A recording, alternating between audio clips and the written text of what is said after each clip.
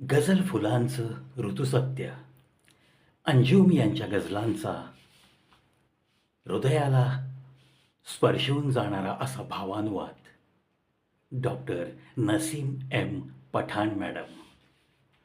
Episode number 14. हाल गम मेरा अब पूछता क्या है, खैरियत है मुझे अब हुआ क्या है. बुझ गए चराग सब यादों के, अब आंखों में देखता क्या है. मैं हूं और तेरे हाथ खंजर है, कत्ल ही कर दे अब सोचता क्या है. कत्ल ही कर दे अब सोचता क्या है. मित्रांनो, या गझलमध्ये शायर म्हणतोय, हाल गम मेरा पूछता क्या है. माझी जी काही अवस्था आहे त्याच्याविषयी तू आत्ता का विचारतेस. जे काही तुला समोर दिसतंय, माझी ही जी काही दशा झालेली आहे ती तूच तर केलीस, आणि मग आता माझी चौकशी का करतेस. सगळं काही ठीक आहे, तसं मला काहीच झालं नाहीये. पण मला प्रश्न हाच पडतोय की तूच माझी अशी दशा केल्यानंतर तूच हा प्रश्न कसा विचारू शकतेस. आणि माझी स्वप्न, माझ्या आशा, अपेक्षा, आकांक्षा या सगळ्या गोष्टी धुळीस मिळालेल्या आहेत. माझ्या डोळ्यामध्ये आता कुठल्याही आशेचा दीप, कोणताही आशेचा किरण तुला हुडकून सुद्धा सापडणार नाही.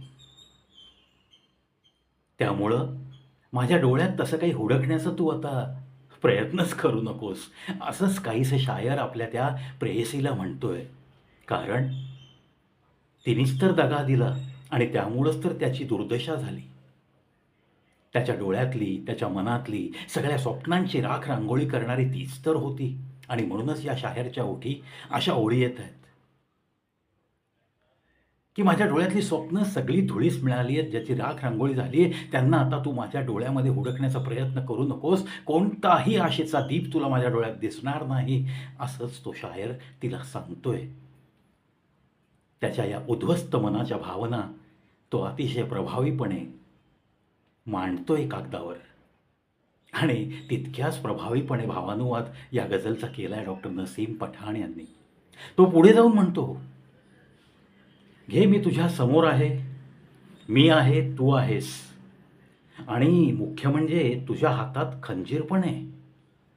मग वाट कशाची पाहतेस, खत्म करून टाक मला, संपवून टाक एकदाचं सगळं, म्हणजे सारं काही संपेल. ही जी मनाची उद्विग्नता शायरनी व्यक्त केली आहे, अशीच काहीशी मनाची अवस्था नक्की होत असते ना.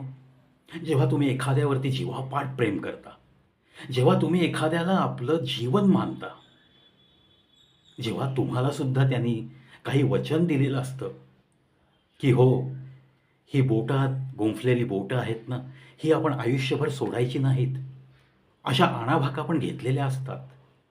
आणि मग अचानक त्याला एकटंच वाऱ्यावर सोडून जेव्हा एखादी प्रेयसी अशी निघून जाते, तेव्हा त्या प्रियकराच्या मनाची हालत बिलकुल अशीच झालेली असते.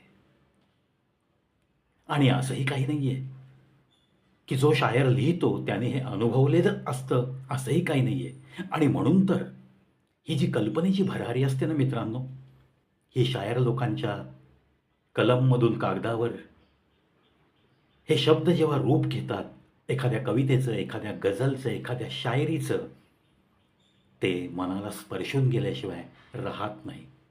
अर्थात तेवढी संवेदनशीलता ज्या मनांची जागृत आहे त्यांच्यापर्यंतच हा गझलचा आस्वाद जाऊ शकतो, पोहोचू शकतो. या गझलमधल्या भावना त्यांच्या मनापर्यंत नक्की पोहोचू शकतात.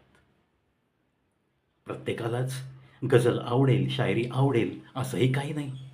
पण साध्या सोप्या हिंदी शब्दात जी काही शायरी असते, जी काही गझल असते, त्याचा आस्वाद मी तर आव्हान करेन प्रत्येक मराठी माणसाने घेण्याची सवय लावा. खूप छान आयुष्याला रंगत येऊ शकते. चला, गझलची गोडी मराठी मनामध्ये वाढावी या एका सदहेतूने हा नसीम एम पठाण मॅडमने केलेला अंजुम यांच्या गझलांचा भावानुवाद तुमच्या मराठी मनापर्यंत पोहोचवण्यासाठी हा प्रवी धडपडतोय. आशा करतो मित्रांनो, कविप्रवीज शो यूट्यूब चॅनल गझल फुलांचं ऋतुसत्य हा सेगमेंट तुम्हाला नक्की आवडत असेल. आवडल्यास कॉमेंट बॉक्समध्ये हा प्रवी तुमची वाट बघतोय. पाहत रहा, ऐकत रहा कविप्रवीज show, the only channel on YouTube with full of variety.